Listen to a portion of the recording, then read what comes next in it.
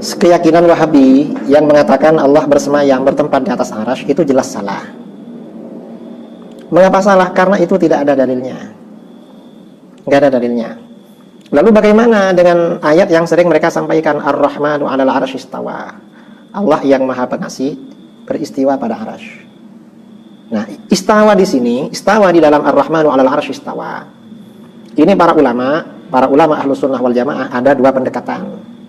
Sebagian melakukan tafwid, sebagian ulama salaf ya, seperti Imam Ibnu Jarir At-Tabari, yang dimaksud istawa di dalam ayat ini maksudnya istiwa mulkin wa sultan atau ulu mulkin wa sultan. Allah itu artinya beristawa pada arasy, artinya Allah yang memiliki dan menguasai arasy. Sebagian seperti itu. Dan ini yang diambil oleh mayoritas ulama khalaf. Sebagian ulama salaf seperti Imam Ahmad bin Hanbal melakukan tafwid, menyerahkan maknanya kepada Allah. Imam Ahmad ketika ditanya tentang istawa, beliau menjawab istawa kama akhbar la kama yakhturu fi qalbil bashar. Allah itu beristawa seperti yang dikabarkan, tidak seperti yang terlintas dalam pikiran manusia. Jadi istawa di sini tidak diartikan bersemayam di atas arasy. Mengapa? Kalau istawa ini diartikan bersemayam di atas arasy, maka ini akan berlawanan dengan ayat-ayat lain yang memberikan kesan Allah justru ada di bumi. Contoh seperti ayat wa huwa ma'akum aina ma kuntum. Allah bersama kalian dimanapun kalian berada. Kita sekarang ada di Kencong, di Jember. Apa Allah ada di Jember? Kan nggak begitu. Akhirnya oleh orang-orang salafi ditakwil, ulama salaf mentakwil, maksudnya ilmuhu, Allah tahu dimanapun kamu berada. Ini ditakwil. Nah, wa huwa ma'akum aina ma kuntum ini ditakwil. Ar-Rahmanu 'alal 'arsy istawa juga dilakukan takwil. Karena takwil ini memang berlaku di kalangan para ulama ahli tafsir. Nah, orang-orang salafi yang tidak mau takwil istawa tetapi melakukan takwil yang lain. Jadi pilih-pilih. Kita melakukan takwil semuanya. Mengapa? Karena istawa sama dengan wa huwa ma'akum aina ma kuntum, ini termasuk bagian dari ayat-ayat mutasyabihat.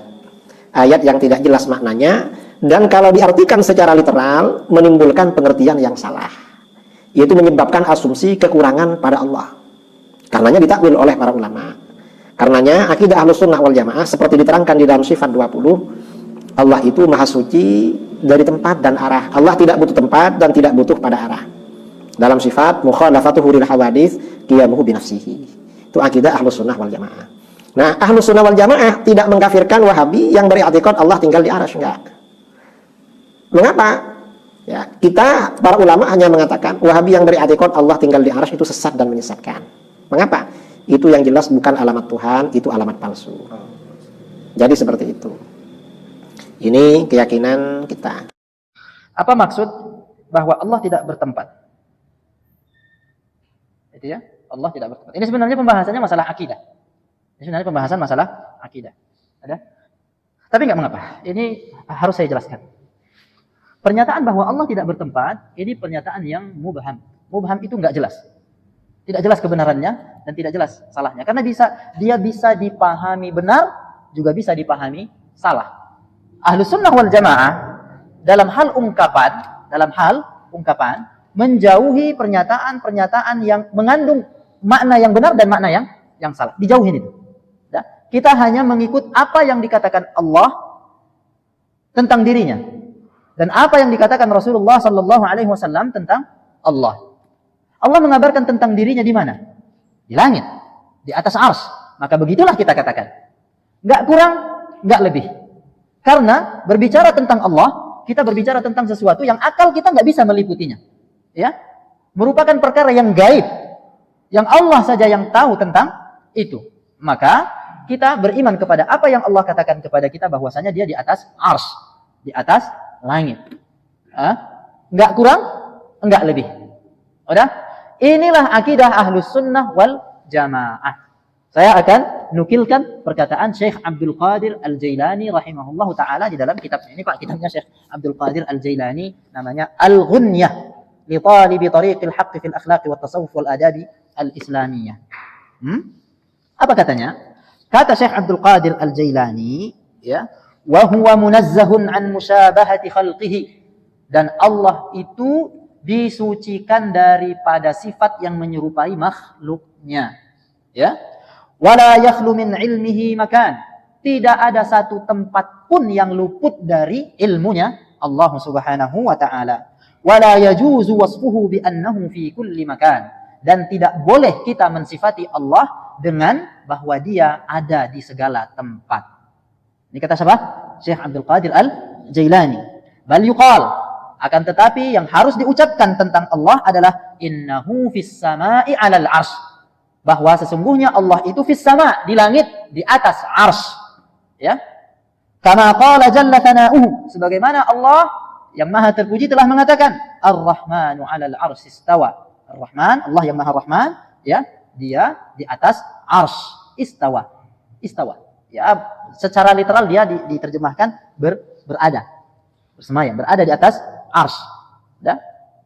Dan firman Allah, "Tsumma stawa 'alal 'arsy Ar-Rahman." Ya, kemudian dia meninggi, istawa, meninggi di atas arsy. Dialah Ar-Rahman. Juga firman Allah, "Ilaihi yas'adul kalimut thayyib wal 'amalus shalihu yarfa'uh." Kepadanya lah kalimat-kalimat yang thayyib itu naik, dan juga amal-amal saleh naik, diangkat kepada Allah Subhanahu wa taala. Juga karena Nabi sallallahu alaihi wasallam telah menyatakan keislaman seorang budak perempuan yang saat Nabi bertanya kepadanya di mana Allah, kemudian budak wanita itu tadi memberi isyarat di langit. Ya. Banyak dalil yang menjelaskan bahwa Allah itu ada di atas langit. Ya. Wa yanbaghi, ini saya ringkaskan saja, wa yanbaghi itlaqu sifatil istiwa'i min ghairi ta'wil. Kita mesti mengucapkan istiwa, Allah meninggi di atas langit, tinggi di atas langit, ya begitu. Ya, tanpa perlu ditakwil. Udah? Wa annahu istiwa'udz dzati 'alal 'arsy, bahwa itu adalah keberadaan Allah di atas arsy dengan zatnya. Ya, di atas arsy. Bukan maknanya bahwa Allah itu duduk dan dia menyentuh arsy, dia memerlukan arsy, bukan. Sebagaimana itu pendapat orang-orang Mujassimah, ya, dan Al-Qurramiyah. Juga tidak bermakna ulu war rif'ah, tinggi tapi tinggi kedudukan saja. Sebagaimana pendapat Al-Asy'ariyah. Nah, ini Syekh Abdul Qadir Al-Jailani juga menentang pendapat Al-Asy'ariyah tentang hal ini. Wala ala makna istila, juga istiwa itu tidak bermakna istila, menguasai. Ya, sebagaimana pendapat orang-orang Mu'tazilah. Ringkasnya, Ahlus Sunnah wal Jamaah kalau berbicara tentang sifat-sifat Allah, maka kita berhenti pada apa yang Allah kabarkan, apa yang Rasulullah sallallahu alaihi wasallam kabarkan. Tak kurang, tak lebih. Jelas. Begitu saja. Jadi pernyataan bahwa Allah tidak bertempat, ini sebaiknya kita hindari. Ya. Sebaiknya kita hindari saja. Karena dia tidak ada di dalam Al-Quran dan Sunnah. Dan mungkin dengan kalimat ini atau pernyataan ini seseorang akan terjerumus ke dalam pemahaman yang salah. Ya. Sehingga nanti akan ada yang mengatakan Allah tidak di langit, Allah tidak di bumi, Allah tidak di atas, Allah tidak di bawah. Allah, dengan pernyataan-pernyataan yang tidak Allah ucapkan. Ya. Dengan demikian, seseorang akan sangat mungkin untuk terjerumus ke dalam hal berbicara tentang Allah tanpa ilmu. Dan itu termasuk dosa besar. Juga senada dengannya adalah pertanyaan yang kedua tentang di dalam sholat kita menunjuk ini. Ya kan?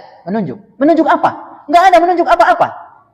Semua gerakan di dalam sholat yang kita lakukan itu, ya, untuk menguji kita, apakah kita betul-betul patuh dan taat kepada Allah dan Rasulnya atau tidak. Kalau kita tanya, kalau kita tafsirkan, mengangkat tangan ini artinya apa, meletakkan tangan ini artinya apa, kemudian memberi isyarat dengan telunjuk artinya apa, tidak ada keterangan tentang arti dan tafsiran daripada semua gerakan ini yang sampai kepada kita. Dikhawatirkan kalau kita berbicara tentang hal itu, maka kita akan berbicara tentang syariat Allah tanpa ilmu. Sebaiknya kita tinggalkan. Kenapa kita begini ketika sholat? Karena Rasulullah memerintahkan kita begitu.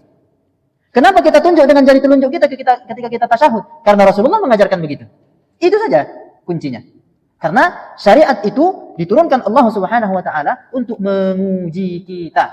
Taatkah kita atau tidak? Itu sederhananya. Kenapa kita harus melihat ke tempat sujud? Ya.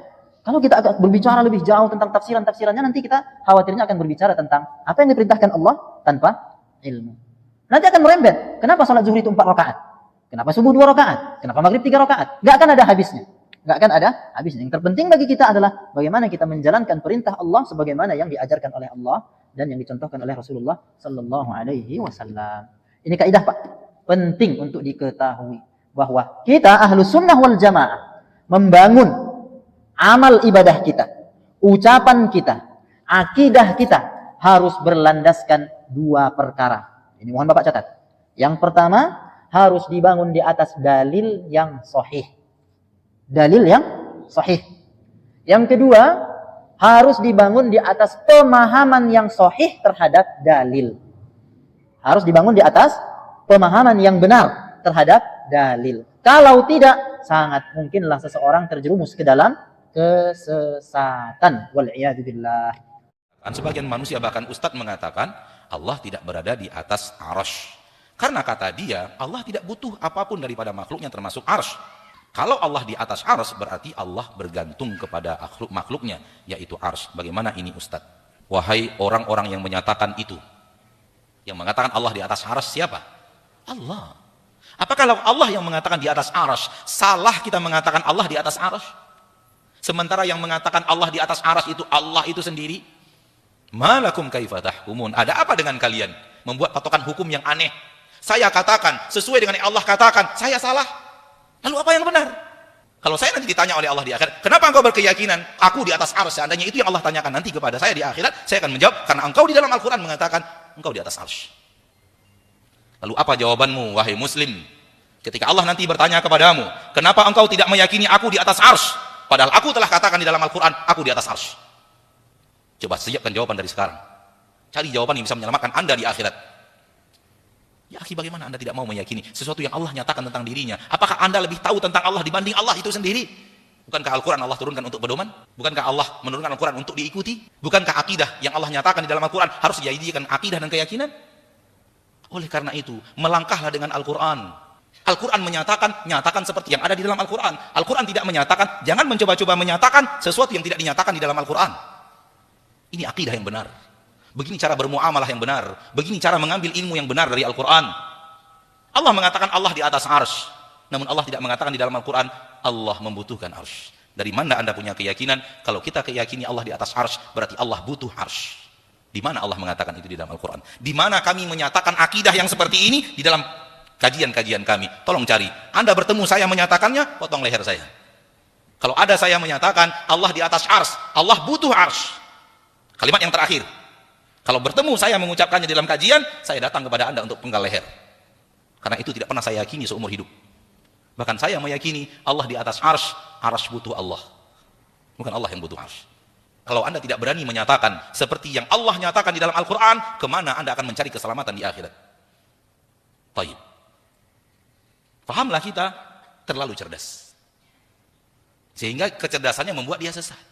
Kenapa terlalu cerdas? Karena rumus ilmu Allah dia pakai rumus ilmu manusia. Letak kekeliruannya ada di sini.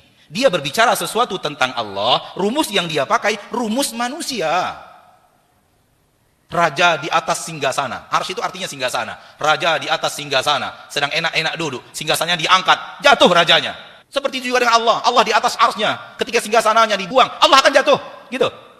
Itu rumus manusia untuk manusia, rumus makhluk untuk makhluk. Anda sudah berbicara Rabbul makhluk, pencipta makhluk. Maka jangan pakai rumus manusia untuk bicara Allah. Itu pintu kesesatan besar. Ketika Anda bicara Allah, pakai rumus manusia. Terakhir, wahai orang-orang yang ingin berakidah dengan baik dan benar, jangan coba-coba yakini sesuatu tak ada di dalam Al-Quran, tak ada di dalam hadis. Jangan coba-coba yakini. Kalau Anda ingin selamat akidah Anda, cukuplah yakini apa yang ada di dalam Al-Quran, apa yang ada di dalam hadis. Kalau Anda tambahkan, Anda sesat. Cukup kan apa yang Allah katakan? Itulah akidah saya. Apa yang Allah nyatakan, itulah akidah saya. Apa yang dinyatakan oleh Nabi, itulah yang saya yakini. Saya tambahkan setengah saja, setengah itulah sesatnya. Saya tambahkan 5.000 tambahan, 5.000 itu sesatnya. Karena tidak ada di dalam Al-Quran dan tidak ada di dalam hadis. Yakini masalah gaib. Kita tidak bisa lihat dengan mata kita, tidak bisa pegang dengan tangan kita. Kita hanya menyerah dengan berita yang datang. Dan berita yang datang itu di dua tempat. Al-Quran satu, hadis satu. Maka cukupkan akidah Anda dengan apa yang ada di dalam Al-Quran, dinyatakan di dalam Al-Quran, dan apa yang ada di dalam hadis dan dinyatakan di dalam hadis. Cukup itu akidah saya. Tak tambah sedikit pun. 0,0001% pun tak akan saya tambahkan. Itu akidah yang benar. Karena akidah berasal dari ilmu gaib. Dan ilmu gaib tidak bisa kita deteksi dengan panca indera kita, sehingga kita bisa menyatakan sesuatu yang tidak dinyatakan. Makna arsy ala wartafa, di atas arsy dia. Kalimat Anda tadi menuding sesuatu akidah yang tidak ada di dalam Al-Quran, tidak ada di dalam hadis. Maka ketika Allah menyatakan Ar-Rahman, Allah yang maha pengasih, alal arsh, di atas ars, nyatakan seperti yang Allah nyatakan, di